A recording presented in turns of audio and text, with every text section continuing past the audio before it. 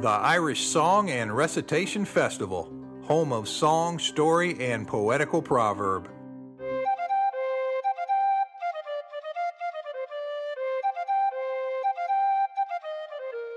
You are at the Irish Roots Cafe, and I am Mick the Bridge, your host.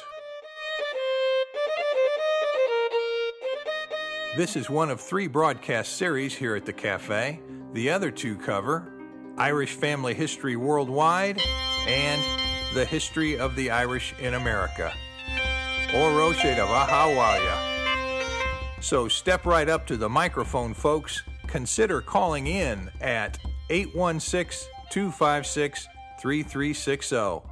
Then you just speak, sing, or play your piece proudly into my phone recorder. If it fits, we will place it on the air in a future show. But remember, it's all for free and it's all for fun, and tens of thousands of our listeners are looking forward to each show. And why is that? Because every day's a holiday at the Irish Roots Cafe.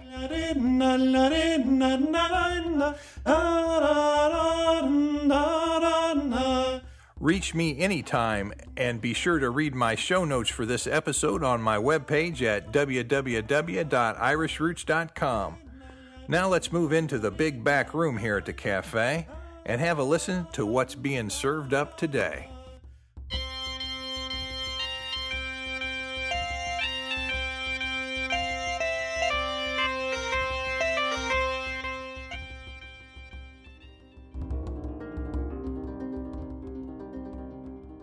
Welcome home. This is the Irish Roots Cafe, where every day's a holiday, and we've got a special treat today. We're in the back room, and this is where we're going to launch our 3rd podcast broadcast series, and it's going to be, well, let's call it art and song and recitations by the time we're all done with it. And to kick it off is going to be Peter Adams.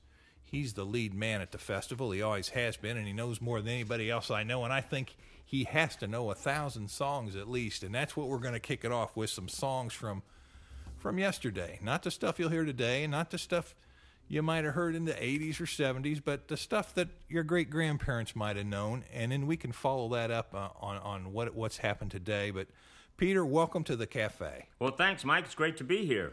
Always enjoyed coming to the cafe and having either a lovely cup of coffee or Irish coffee or, a little scone maybe. Well, I know it, and I'll still never forget the times we do coax you into making those sunrise breakfasts with the Eggs Benedict. Oh. The fame goes beyond your own living. That was a grand time. With the Lord Mayor of Cork City. Oh, that's right. That was a grand one. It was.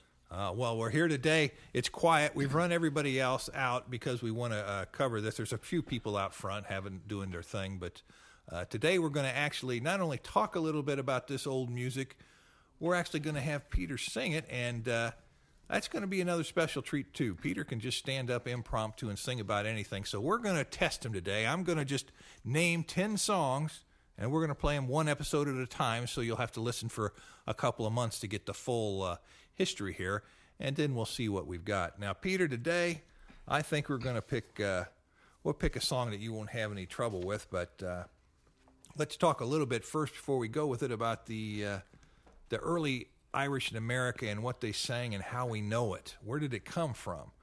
Do you have any recollections of the very early things before our day?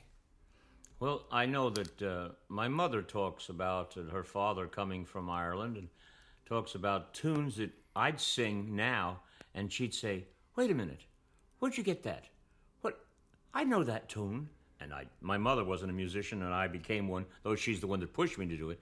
She'd remember something, and I'd say, "Well, where did you hear that?" She says, "Well, my father." And so things were passed down, of course, the verbal history, which was the storytelling, all of that. And music, songs, I know looking back at a lot of songs that I've sung over the years, they tell the story of the war. They tell the story of the hero. Yes. And all of those things help you learn about the hero, the place, the battle, the struggle, the whole cause. That right? Who was the hero and what it took to be a hero? That's and right. You sort of, in your mind, you knew the way to act if you wanted to be on the right side. Exactly. Now, Exactly. the way I've seen that the music was transmitted back before the days of radios and record players were in the plays. And the Irish would put on these plays all over the country, and they travel around the country on a regular circuit back even 1850s, 1860s. And these plays would each have a series of songs written for them, and that's sort of how a song was released. They'd have, My Wild Irish Rose would come out in a play. And then after that, they'd make sheet music for each of the songs, and it carried down through history. And a lot of people forget that, and they hear these songs and they think they were just written and pushed out into the public. But no, it was part of a bigger story. And a lot of that is also the vaudeville, isn't it? That's right. Yeah, on my father's side, my grandparents were in vaudeville. That's right. Oh, they've got a direct. I wonder what songs they were singing. I know that my grandmother's name was Mary. Right. And my father loved the song, for it was Mary, Mary, long before the fashion came. Isn't that George M. George Cohan? M. Cohan. Yes. And what is Cohan known for? His the play, the vaudeville, the stage acting, all over the country, the famous Cohans. That was sort of like sort of leading out the thing. As he started to fade, so did vaudeville, I think. Yes. Oh, sure. I think it's until World War. Well, it was real strong, World War I, but I suppose it faded because of television. Oh, and cinema. That's right. It So many other things to go, over, and immediately at your key, That's where they right. had to work hard to put on a play, and it could only be in one place at a time. That's right. And then to have it someplace, you had to travel. That's so right. it was a burden on the actors and the actresses who were all involved in the whole thing. That's right. But they carried those songs with them, that music with them. That's and right. People learned it. Yeah. And the big names that we've forgotten, Ernest Ball. He put out a lot of Irish songs. Chancellor John Olcott, which became Chauncey. He was Olcott. Chauncey, yeah. Yeah, of course, as American, I'll say Chancey, which Yes. is totally wrong. Chauncey Olcott. Chauncey, that's right. He was a big one, put out a lot of good songs, and we forgot all about him now because they didn't have the PR machine that we've got here today. That's but true. if you start looking, you say, my gosh, this guy wrote 50 songs. Yes, he was a magnificent writer. Yeah, and 10 of them are here today with us today. Sure. So that really, it's an amazing little deal, and there's a whole story there. And if anybody's interested in that, there's a book that was called "'Twas Only an Irishman's Dream," and it's a real good book. It sort of traces that history of that music and the songs as they were published, and I sure recommend that if you've got an inkling to investigate this little hidden part of American history. Peter, any book or reference source you run onto that would help people in this kind of thing? On the music or lyrics or anything to do with the old music. Well, I know that a lot of the one of the songs I think we'll do today is Danny Boy, and it has so many other versions to it. So there was lots of times there were music, an air, we would say, yet people would add words to them and write different ones. And so then it changed, and some people know one song and some people know the other. I know that, for instance, with Danny Boy, that we all know about McCourt, who wrote the Angela's Ashes. Right. Well, his brother, Malachi McCourt, wrote a book called Danny Boy, The Legend of the Beloved English Ballad. Danny Boy. Now, that's the one we all know, isn't it? Sure. But, of course, the stories are amazing there of how many, where they think it come from, what it means, how does it mean something to a particular family, what version of the meaning is for your family or the other family or this, and it varies across Ireland, yet it's known by everybody. Well, that's right. There are several versions, I understand. The Danny Boy, of course, is the most, and the second most recognized version of that tune comes from what? Londonderry Air? Londonderry Air. And it's also known as Were God I Were a Tender Apple Blossom. That was what, an earlier form of the song? Form of the same air. Yeah, it had different words. That's right. And then also came out Oh Mary Dear. And then they thought the Danny Boy one had Oh Eily Dear or Eily Girl. See, they changed it to fit different. Well, again, what would go good in one venue and what would go good in another? Boy, I think that's such a good one. We're going to have to do a special segment on it. That's one of our top 10 here in this series is going to be that Danny Boy, and we're going to put you to the test. Sure. Might even bring in a piano player to help you out. That'd be lovely. Oh, wouldn't it now? Wouldn't it? Well, that song, Dear Little Shamrock, reminds me that around 1900, things became very sentimental. There were a whole generation of Irish that had been born in America, hadn't been to Ireland, and they started looking back so romantically to Ireland. I'm sure everybody recognizes what I'm saying. And one of the songs that really highlighted the shamrock as a symbol of Ireland, a very sentimental symbol, even used in advertising, is the green little shamrock. Are you familiar with that one, Peter? I am, and it's strange, because I didn't know that song. And a few years ago, on one of my many trips to Ireland, I had the pleasure of singing with the choir at St. Mary's Church in Tipperary. And so they asked me to join the choir, and so I went upstairs, and they handed out what they were singing. And one of the songs they were singing was the Dear Little Shamrock. And, of course, we were celebrating St. Patrick's Day. And it's a song that's sung around St. Patrick's Day, and it's mentioning Patrick and mentioning the shamrock. And so that's actually the first time I learned it or ever sang it. And now that I think about it, the first time I ever heard it. And so then I said, I have to do something with this one. And so I brought it home with me, and then all of a sudden, where'd you get that? Where'd you get that? And I've sung it at a few other places, and the people loved it. It's interesting because a lot of songs like that, they don't sing in Ireland, they haven't heard, but this one, they have. Oh, yeah, definitely.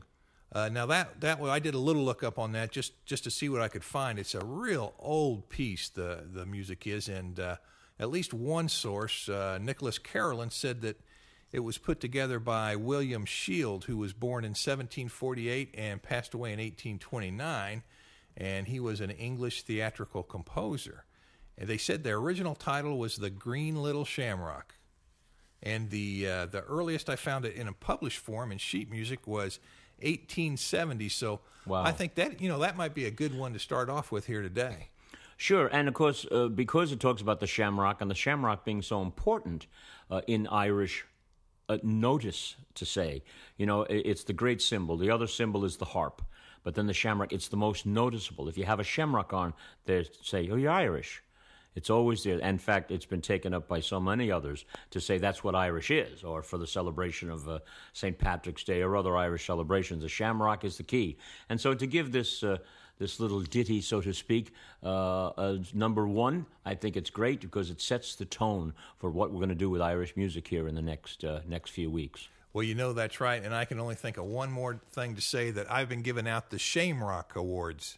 There's an extra E in there, not the Shamrock Awards. It's a shame. And it started out because it's a crying shame that some people are using four-leaf clovers in the St. Patrick's Day Parade to represent the shamrock. And why would it be important that it's not a four-leaf shamrock?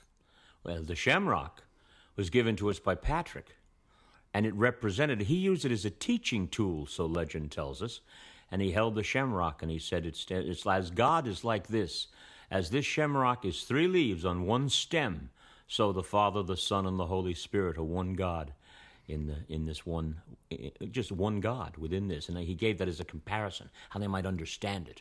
So this is a symbol that has so many levels on it, you can't imagine. It's not just a piece of greenery that advertisers salute. There's some history and feeling behind it. And in Ireland, around St. Patrick's Day, and I have been in Blarney, in the woolen mills, or in the church, they put huge shamrock plants in the front, and when you leave church, you go and you take some to pin on your suit or your dress. Yeah. In the stores, they have the shamrocks. No, they're giving them away. Yeah. Take a bunch and pin it on.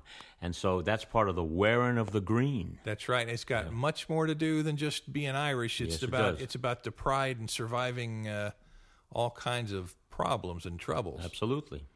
I found, that song, John McCormick recorded that song in 1910. It was on My Wild Irish Rose album, the same one. So it's been sung by a lot of the big folks, and I think today we're going to just have it reborn one more time. I'll give it a try. Okay, well, I tell you what, you got the stand right over there. Molly, set that microphone up, will you? Turn that on. All right, Peter, I want you to go over and give it a shot, and This will sort of wrap up our introductory episode to the Arts and Song and Recitation channel at the Irish Roots Cafe. All right, I'll go do that. Thanks, Mike. Take it away, Peter.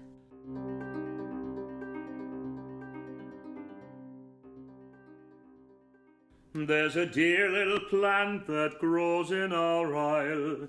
'Twas Saint Patrick himself surely set it, and the sun on his labour with pleasure did smile, and with dew from his eye often wet it. It shines through the bog, through the brake and the mireland, and he called it the dear little Shamrock of Ireland. The dear little Shamrock, the sweet little Shamrock, the dear little sweet little Shamrock of Ireland.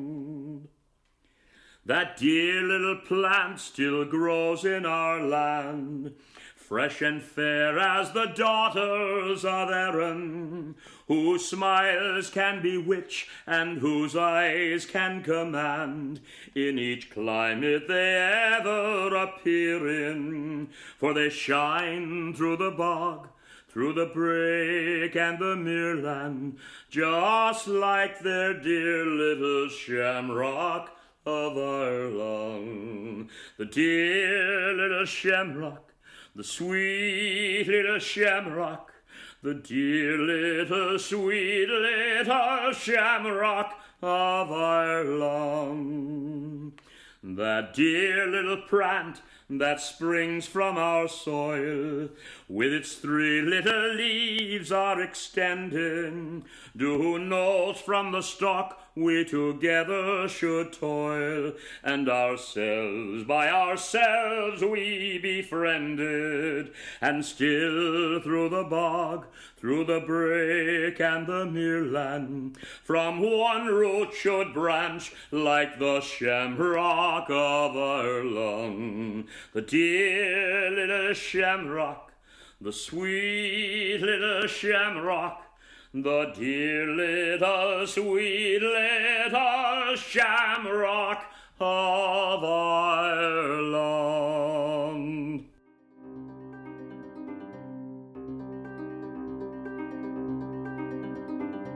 That's a wrapper for today, folks. I'm Mick the Bridge at the Irish Roots Cafe. You can contact me at mike@irishroots.com or send your submission or your notes to Box 7575, Kansas City, Missouri, 64116. And you can always reach me on the web at www.irishroots.com. Call up and leave me your message or your entry on my phone recording machine at 816-256-3360. Just do it today. And oh yes, any donation to keep this show going is appreciated. And remember, keep the best of your Irish heritage alive today.